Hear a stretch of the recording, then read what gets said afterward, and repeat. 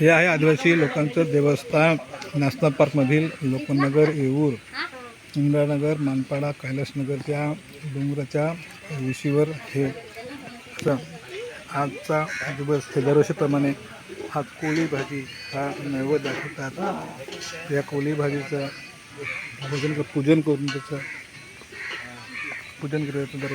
दरवर्षीप्रमाणे या डोंगरामध्ये तमाम समाज बांधव ही इथे पण रूढी आणि परंपरा खूप वर्षापासूनची आहे।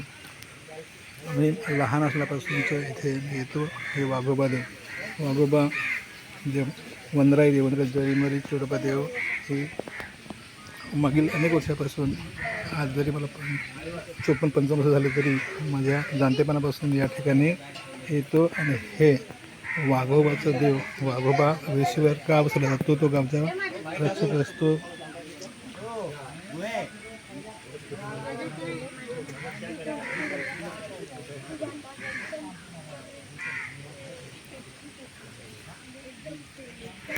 हा चेडोबा, चेडोबा त्याला नवद दाखवला बघा। ह्याला नवद कोण कोण चालतंय, विडी सिगरेट ठेवते, विडी पण आहे, सिगरेट पण आहे आणि नारळ फोडलेला आहे।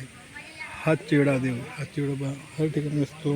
ह्या दरवर्षीप्रमाणे कोळी भाजी खाऊन, कोळी भाजी खावी आणि कोळी भाजी एकत्र येऊन खातात, हातावर देतात आणि इथे कोळी भाजीला नैवेद्य दाखवून इथे तमाम आदिवासी समाज बांधव आपापल्या घरामध्ये कोळी भाजी खातात। कोळी भाजीचं वैशिष्ट्य असं आहे की पहिला कोळी भाजी निवडलेली ते फुलासकट फुलच घेऊन वर येते आणि ही पोटाच्या आजारावर खूप गुणकारी असते। आणि ह्या पोळीची भाजी तुम्ही खाल्ली होतो, 2-4 भाज्या खाल्ल्या तर आपल्या पावसाळ्यामध्ये जो 4 महिने आपल्या पोटामध्ये कोणताही विकार होत नाही, अशी प्राथमिक माहिती आपल्या पुढील वाढणाऱ्या माणसाकडून घेतलेली आहे।